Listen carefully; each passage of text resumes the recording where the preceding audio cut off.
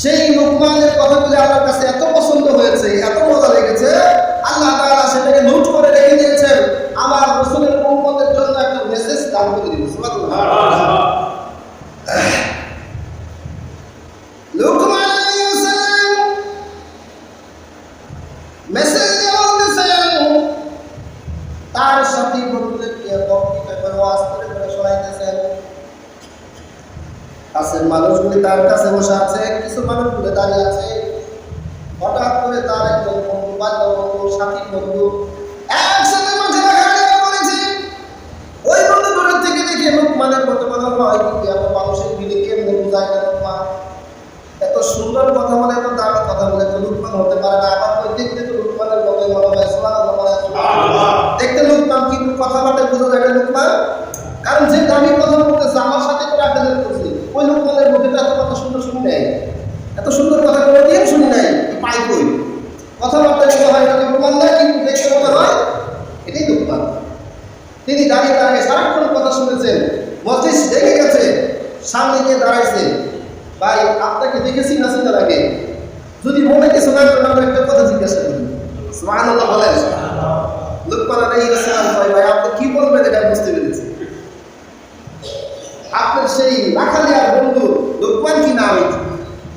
ঠিক এটাই বলতে চাই আমি। আসলে কি সেই লোকমান? হ্যাঁ, আমি সেই লোকমান যেটা তোমার সাথে কালকেও মাঠে রেস দিয়েছি, কুট চড়িয়েছি।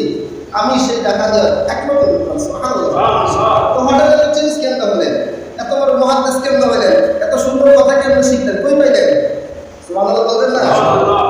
এবার লোকমান বলতেছেন, আমি তো গত রাত্রিতেই এই সমস্ত কিছু সাইড দিয়া এই যে পৃথিবীর মালিকদেরকে সাইডে আমি এমন এক মালিকের আলিঙ্গন পেয়েছি, এমন এক মালিকের সান্নিধ্য পেয়েছি, যেই মালিক আমাকে রেন্ডার করেছে। প্রভু আমাকে পৃথিবীর সমস্ত মালিকদেরকে ঘৃণা করে দিয়েছি। পৃথিবীর মালিকেরা আমার কোনো হক আদায় করতে পারে নাই।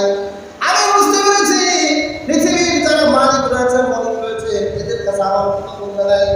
আমি আজ রাতের ভিতরে আমি মহাগরিবের কাছে প্রশ্ন করলাম, মালিক এই রাতটা কালো হয়ে গেছে, এই রাতটা তুমি বানিয়েছ। দিনটা যেমন ধবধবে সাদা হয়, পরিষ্কার হয়, এটাও তুমি বানিয়েছ। কিন্তু আমি লোকমানকে অসুন্দর করে বানাইলে গেল কালো রাতের মতো। লোকমান আলাইহিস সালাম আমি ওখানের মধ্যে আল্লাহ তাআলাকে স্মরণ করিয়া ঘুরে গেল। এই ঘুমের ঘরের ভিতরে লোকমান আলাইহিস সালাম স্বপ্নে দেখে, যে লোকমান তোমাকে বানিয়েছে, যে রাতটা তোমাকে বানিয়েছে, যে রাত আল্লাহ বানিয়েছে, ওই লোকমান তোমাকে বানাইছে। আল্লাহ তোমাকে বানায়া এই পৃথিবীর জমিনে তোমার দ্বারা নিদর্শন কায়েম করেছে যে সুন্দর অসুন্দর মানুষের কাছে আল্লাহর কাছে কথা বলা হয়। যতটা নিজের ক্লাসটা সব কিছু আল্লাহ রাব্বুল আলামিনের কাছে শুনিয়ে দেয়।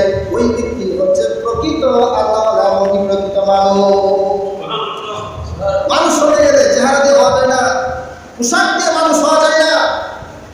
মানুষ হতে গেলে আপনার আচরণ দিয়ে হবে। কি দিয়ে হতে হবে?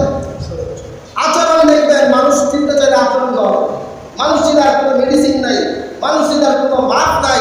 এটা একটাই পরীক্ষার যন্ত্র আছে, সেটা আচরণ। তার আখলাক যদি সুন্দর হয় একটা মানুষ, আখলাক ভালো আছে, আরো সুন্দর একটা মানুষ হতে পারে নাই।